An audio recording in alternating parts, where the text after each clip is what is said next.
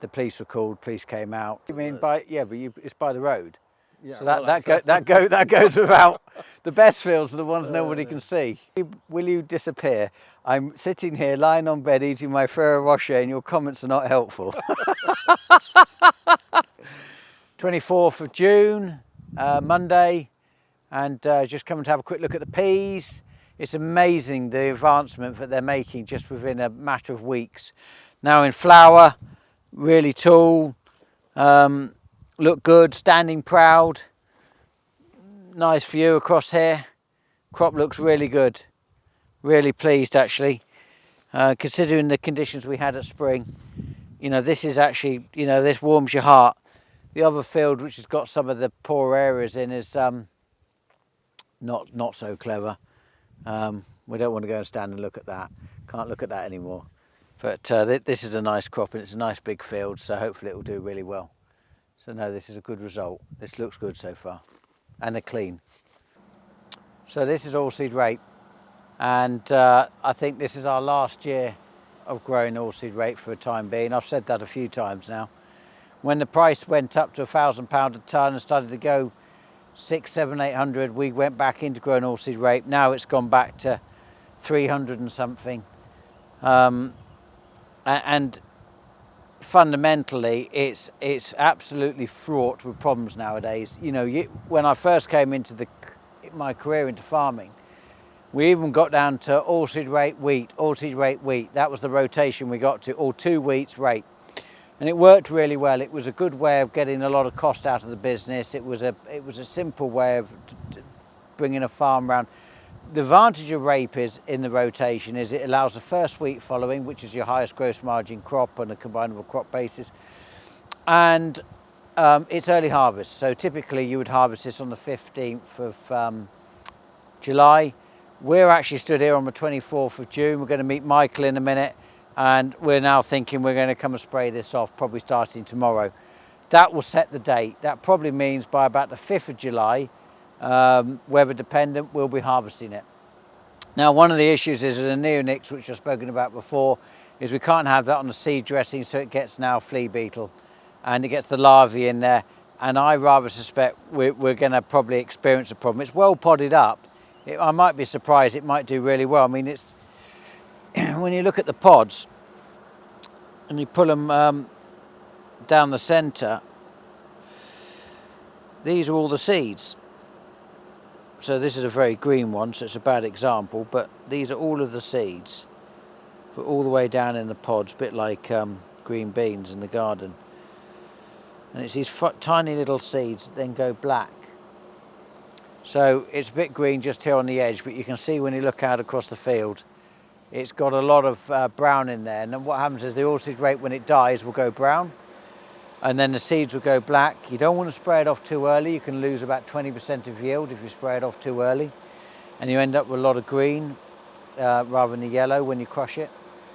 And secondly, if you spray it too late, you might shell a lot with the sprayer. So it's a real fine line of getting the timing right. The other problem is that it's the rubbish, the amount of rubbish now which is growing up through the oilseed rape, whether it's black grass or whether it's broadleaf weeds. And that then creates another problem for the following crop. We've now imported a problem basically from that crop. And we stopped growing oilseed rape originally because we felt that the black grass was actually being brought in by the oilseed rape crop. And it was starting to allow it to shed, etc. We were combining it, then it was nicely drilled into the ground with the cultivations ready for the first wheat, and then would come up in the first wheats, and it got even worse come the second wheats. So we had a lot of trouble with this, that we had to re-drill a couple of bits. You can just see over there on the left on the banks where the green was. That's where that was drilled about 2 or 3 weeks later, where it failed, so we re-drilled. It's actually branched out a lot better than I thought it was going to in October. This is, you know, I can feel now the students are all going to turn up on the 1st of July, so they'll be here next weekend, and there'll be hive of activity next week. It's going to be very busy next week, getting everything ready. Chaser bins on, combines all lined up, toolboxes done, everything ready. and then suddenly it will be the go. Looking at the weather forecast, it looks like the 5th of July and the 6th of July are going to be pouring with rain, which is not a great start. So I usually like to start at a weekend harvest because it's quiet and we can get on with things, and the first day is always a bit slow. First 2 days, you know, things going wrong, this isn't right, this is not right. So it's a pretty good time to start generally. So I've just come up here changing padlocks, etc. We had a rave and they broke in through the gates, cut the padlocks, came in, a lot of cars, a lot of people. Came in and started dancing and doing whatever they do on top of the crops, flat in a good area, generally make a mess. The police were called, police came out, didn't do anything even though they got the registration numbers. We collected the registration numbers as well. And they waited for the party to burn out and go. The police came and saw me and effectively, you know, said, you know, what did I think? And obviously, you know, anybody breaking into somebody's private property and then destroying their crops or generally rubbish everywhere. What amazed me was the police didn't think about it. And I said, we got all the registrations of the cars, so why don't you, you know who the people are? They said, well, it's a civil matter. And I said, well, if I'd gone with a forklift and picked them up because they shouldn't have been there and took them back off the land, would that be okay? And they said, yes. I said, so why didn't you turn up with a recovery lorry? They said, oh, we can't do it. It gets tricky. So ineffective policing, effectively, on in that sense. You've got illegal raves going on land and they're not being dealt with correctly. It should be banned for people like you. I know, you know, you're the second person to make a comment about my legs today. Hello. But cousin Michael. So you've been hiding, haven't you? No. You're right, you only just got in those trousers. Michael and I, we have a weight thing every day, so I send him my weight. He didn't want it. He said, will you disappear? I'm sitting here lying on bed eating my Ferrero Rocher and your comments are not helpful. Right, so Alseed Rape. Yeah. You've not picked the greatest of places to park. I know it's green here. I had a look along the top headland. A lot of black grass on the corners, you know, just on the edges. It's just not clever at all. No, well, that's where we had that sprayer issue. Right. The sprayer was freezing up. Oh, right, okay. Nozzles were freezing up. Right. I was telling them about the rave we had up there. I didn't hear about it. You didn't hear about the rave? No, well, we've had a rave. And yes, they've gone up there and... Were you the DJ? No, I was not a DJ. Well, but they cut the padlocks, they broke in, they've gone up there. Somebody got all the registrations of the vehicles. Obviously the police were called, the police came out, decided not to do anything about it. Came and saw me and said, you know, what do you want to do about it and whatever. And I said, well, I think, you know, what can I do? And they said, well, your options are limited. Well, if they're having fun. Well, I think are you trying to... at their age. Well, I don't ever remember breaking into somebody's and partying, but did you? No. No.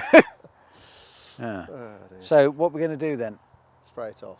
This field here is particularly messy and embarrassing, and James is parked right Oh, next do you to the mean worst. by? Yeah, but it's by the road.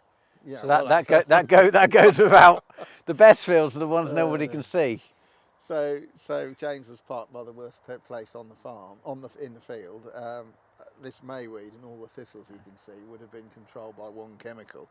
Yeah. But unfortunately, as it was in the fields behind us, but unfortunately we couldn't actually travel. We simply could not travel. You actually, when you stand here now and you see how dry it is, you forget how wet it was. Oh my God. And how difficult, you know, we just couldn't get on. And down the bottom there, they were digging trenches trying to get the water off.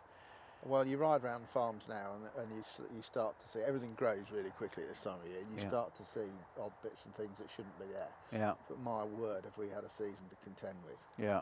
There's going to be a big clear up, isn't there? I mean, we looked at the peas earlier and they still haven't levelled off where the trenches were and everything was done. And of course, now you see it when it's dry, you can't imagine how bad it was. No. And I don't know if you've seen the peas recently, but you know, they've got all the different What you stages. trying to insinuate?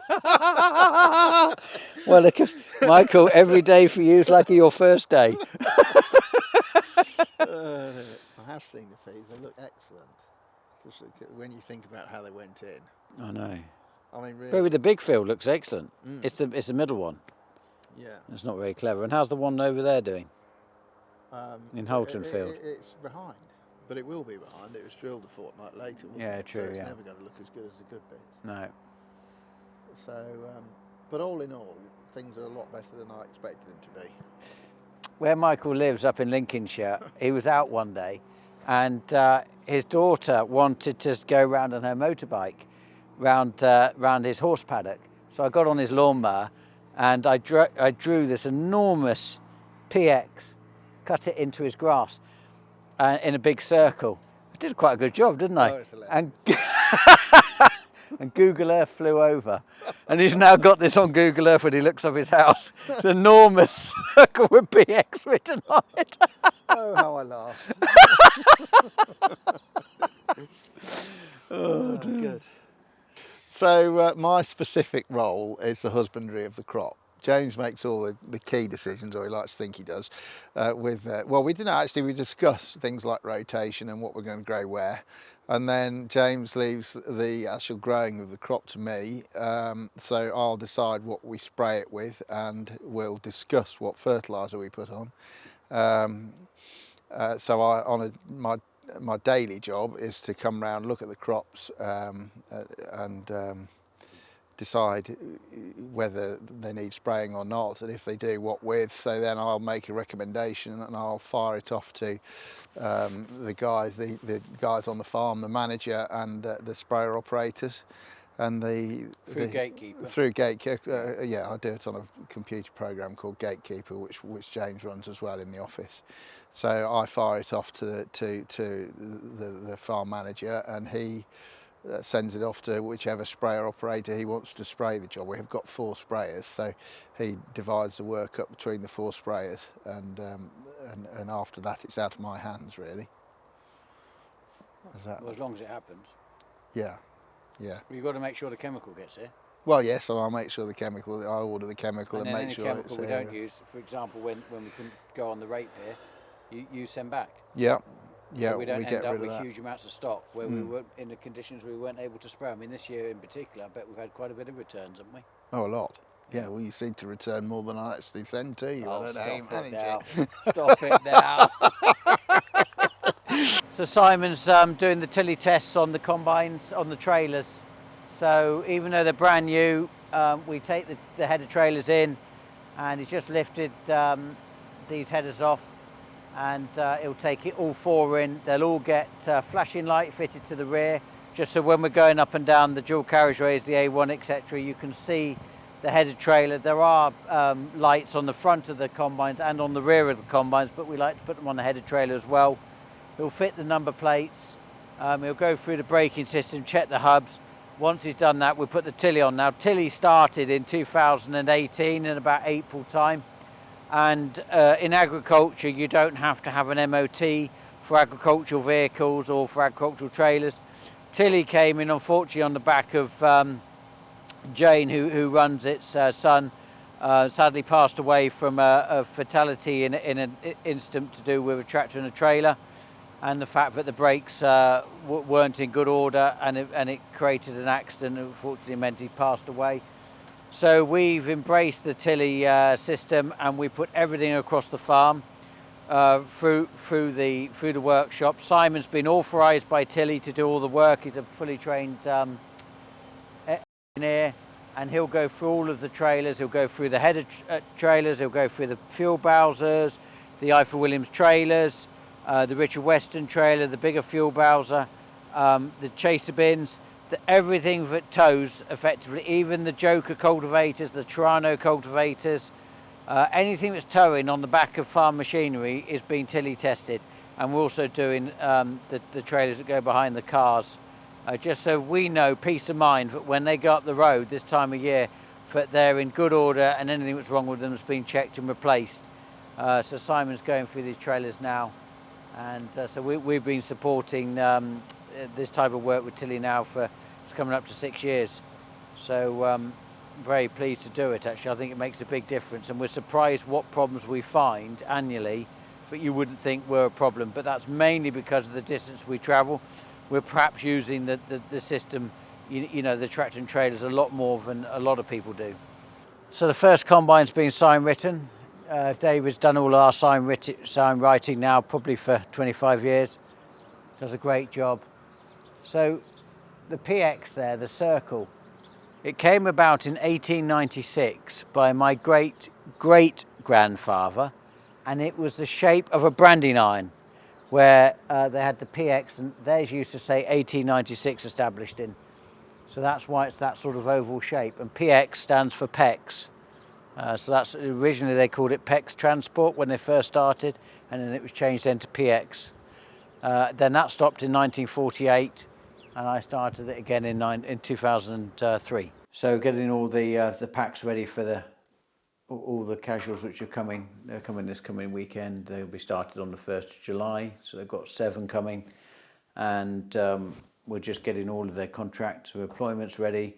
We've got packs we do for them to do the maps of where all the farms are. On the farms we've got 3 what words, and we've also got postcodes so that they know where the entrances are. All of our gates have got a name tag on, and obviously they're all locked where they're either a key or a combination. So if they're in the wrong place, they can't get in. And so we go through this as all part of our health and safety as well. And then we have to have a health and safety induction day where they go through the procedures and the do's and don'ts, etc. And getting their telephones, and everything's got hands-frees in it. And also all the wage books and all the payment details and next of kin. It's very important to get next of kin, because actually if you've got a problem, you need to be able to get them, especially if they're coming from Australia and New Zealand, as a lot of these guys all are.